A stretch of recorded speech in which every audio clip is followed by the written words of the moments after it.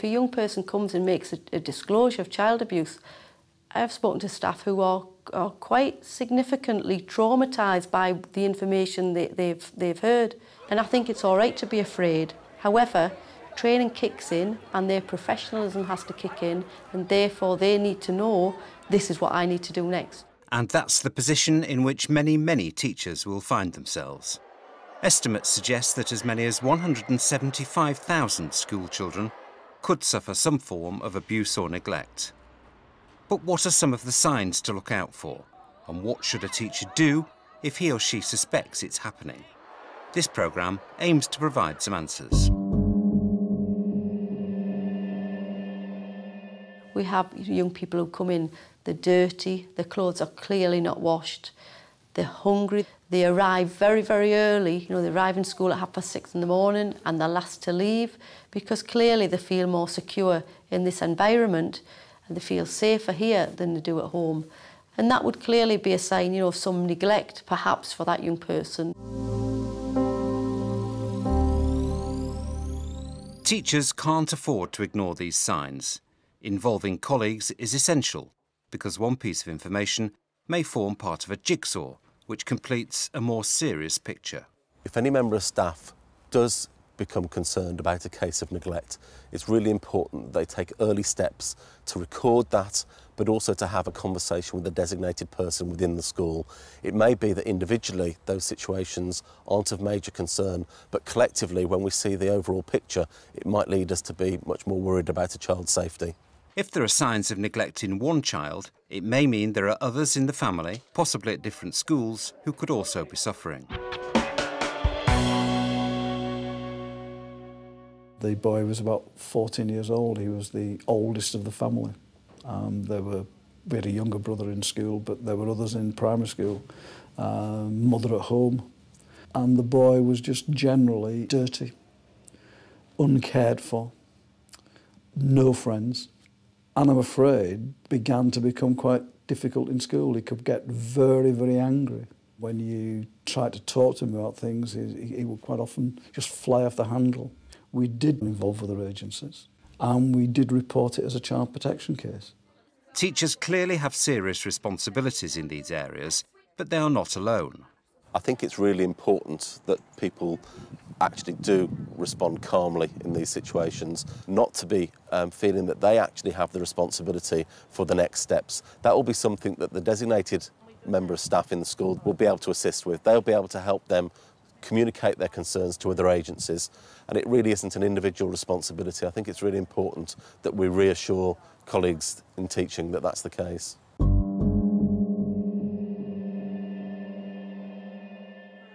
The signs of sexual abuse are amongst the most difficult to spot.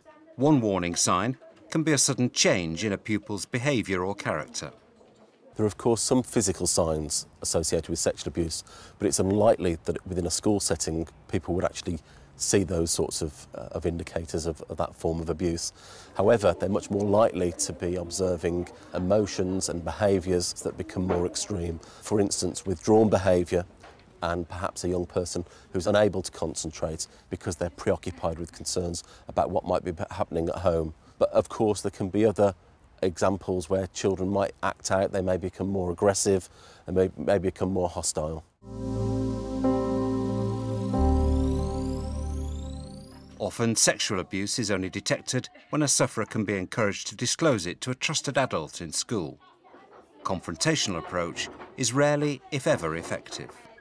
As with all students, we talk to young people and we give young people the opportunity and the space and the confidence to be able to talk to adults as they want. So, you know, we may recognise that there's a problem with a young person. Obviously, you know, we're not going to sit that young person in a room and say, what's the matter with you, you tell me now. But the opportunities are there at lots of different levels in the school, through the tutors, through the support staff, through the teachers.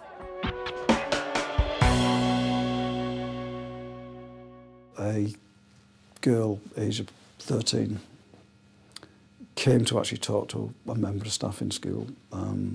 This particular school, really good pastoral care system, and therefore it was very clear that the person who, in this case, actually was the designated person, child protection, pupils actually saw somebody they could go talk to.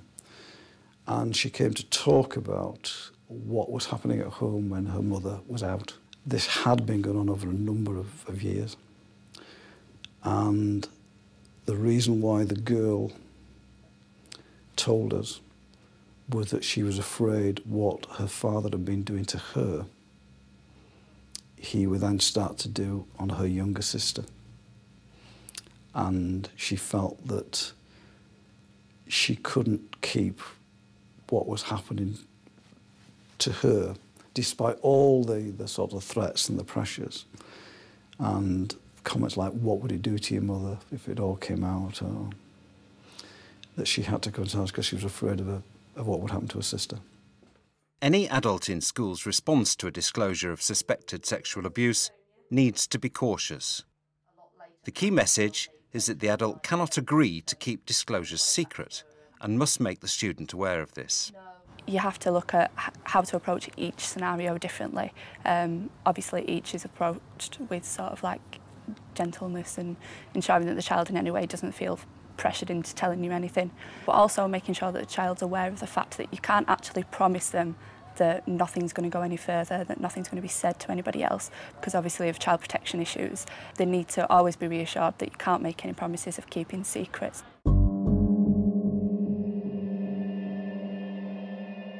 The signs of physical abuse can be easier to detect, but injuries to the body may be hidden, and teachers should be immediately suspicious if a student avoids PE. Teachers, first of all, would recognise the physical marks. For any teacher, the marks are there if they're around the face, unless the child tries to hide that. Quite often the child doesn't want to change, so the child will avoid doing PE. You might get a child who actually, you notice, actually doesn't come into school on the days where it's PE. Even if there are no obvious marks, it does not mean that physical abuse is not happening. A warning sign can be that a student becomes fearful. They can grow to distrust, and therefore they will actually try and avoid being close to or contact with. And at times they will find any form of criticism quite threatening, or change of tone of voice they can find very threatening, because they associate that with what's actually coming next, which will be physical.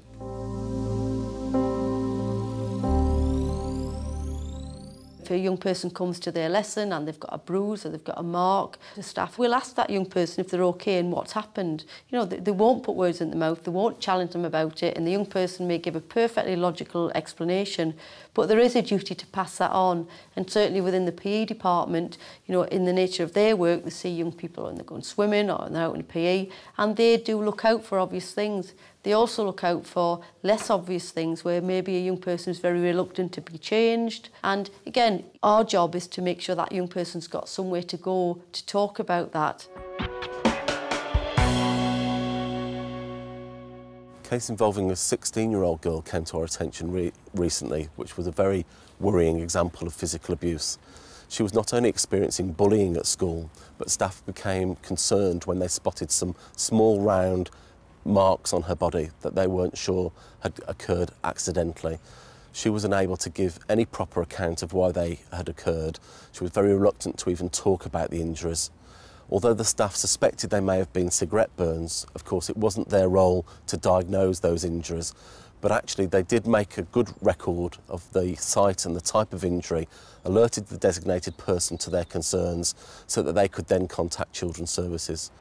PE teachers do have special responsibilities in this area. Some may be concerned about raising false alarms, but child protection is so important that these fears should not override the need to investigate or report any suspicions. Regardless of your role within the school, the named person is the same, the policy is the same, and that you know that you're going to have the support of senior management if you do refer an issue. However big or small, if you think it's something that's just niggling you and that's not quite right, you know you can speak to the named person and they're going to take that on board. They're not going to think any less of you. If you speak to them, then you're doing your professional duty, as it were.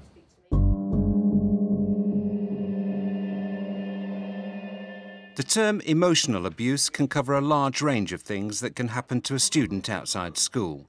It can be difficult to detect, but it's often characterised by a student who seems generally unhappy and lacks confidence. Low self-esteem is also a clear warning sign.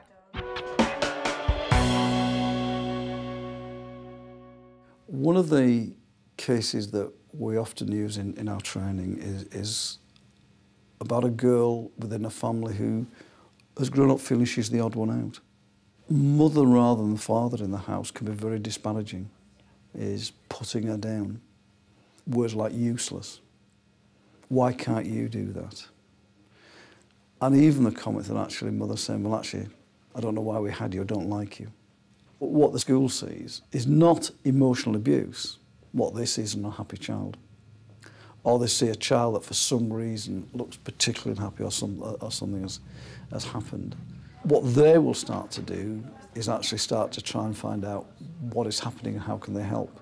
Emotional abuse can be very difficult to be able to identify because unlike forms of physical abuse, for instance, there may not be the injuries that go along with the abuse that's occurred. However, commonly it is the behaviours that we're looking for. So it may be that a child is very withdrawn or acting in an unusual way. So knowing the child well is a very, very good way of a teacher being able to assess how they would normally act as opposed to the way in which they're presenting at the moment.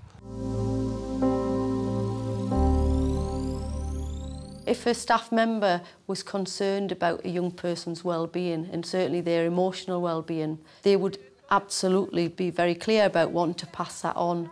Because, of course, if a young person is so disengaged from everything going on around them and if their self-esteem is so low, it's going to be difficult for them to take part in a normal school life. They're going to struggle with the learning, they're going to have no confidence, and therefore they're not going to make the progress that we would want them to make. Spotting the signs of the four main types of abuse and dealing with them, each present their own challenges. But teachers are not expected to take sole responsibility, and understanding the role of the designated or named person in school is critical. We don't profess to be experts in this, and there is a named person within the school that we refer any cases to, and I think that's really important that people are aware of that and they understand that as a member of the teaching profession we are not expected to know everything. Definitely a lot of it is a gut feeling. If you feel that some sort of behaviour or action that a child has done could be the result of anything, then it tends to be a case that we go to the appropriate member of staff and then we can discover if this is an ongoing thing, if they've noticed any changes in the child themselves, deal with it from there and keep a close eye on that particular person and see if there are any more changes or any more telltale signs as such.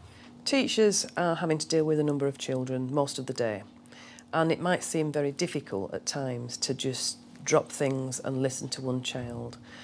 I think what we need to do is to understand that for that particular child, it may be the one chance that they take to come forward. There may be the one chance that they take the risk to walk up to a teacher's desk, to stay behind at the end of the class, to sit and just keep their head down and hope that somebody's going to ask them the right question so that they can tell about their issues.